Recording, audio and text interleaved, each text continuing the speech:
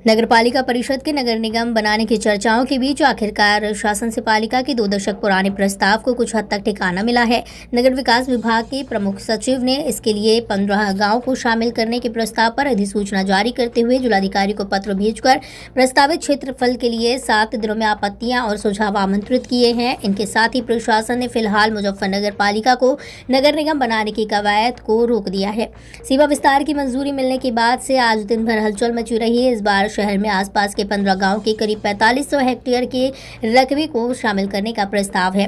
बता दें कि करीब 1 माह पहले ही नगर विकास विभाग को जिलाधिकारी चंद्रभूषण सिंह ने नया प्रस्ताव तैयार कराकर सीमा विस्तार और नगर निगम बनाने की संतुष्टि के साथ भिजवाया था।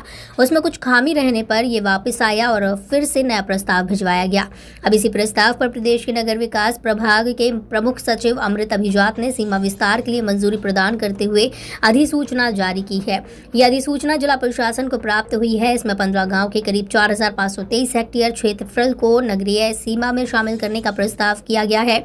इसमें कई गांव में आंशिक क्षेत्रफल लिया गया है। इसको मंजूरी मिलने के बाद नगरपालिका परिषद मुजफ्फरनगर में आबादी 5 लाख से ज्यादा हो जाएगी। इस सीमा विस्तार के लिए कहा जा रहा है कि शहरी सीमा से सटे 10 गांव का 100% तथा 4 गांव का आंशिक भाग सीमा विस्तार में लिया गया है। शाहबुद्दीनपुर, सरवट, शेरपुर, मुस्तफाबाद, अलमासपुर, कुकड़ा, सुजड़ू, खांजापुर, धंधेड़ा, बीबीपुर सहित बिलासपुर, मंथेड़ा, मीरापुर सहित 4 गांव का एक बड़ा भाग नगरपालिका मुजफ्फरनगर का हिस्सा बन जाएगा। इन 10 पूरे और 4 गांव के आंशिक हिस्सों को मिलाने के बाद मुजफ्फरनगर पालिका की आबादी 5 लाख से अधिक हो जाएगी।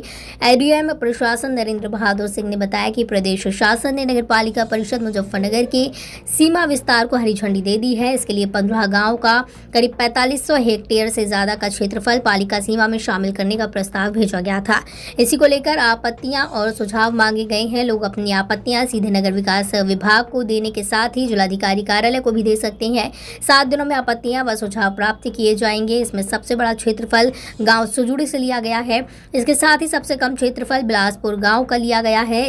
इस सीमा विस्तार के लिए बाईपास का आधार बनाया गया है। अब इन 15 गांव के शामिल होने के बाद काली नदी शहर के बीच में आ जाएगी। अभी तक काली नदी शहर सीमा के रूप में मानी जाती है। इसी के साथ काशीराम कॉलोनी, खांजापुर का भाग्योदय भी होगा।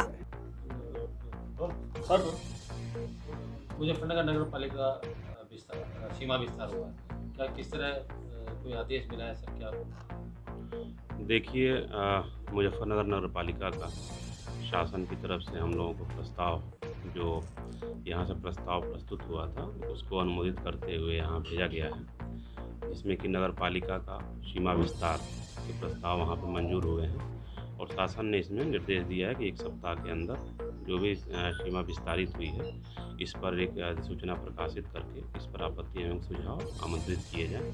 उन आपत्ति एवं सुझावों पर जवाब लगा करके पुनः शासन को भेजा जाएगा, जिस पर शासन इस पर अंतिम रूप से निर्णय लेगा। सर, अगर आपत्ति आती है तो क्या ये रुकेगा सीमा?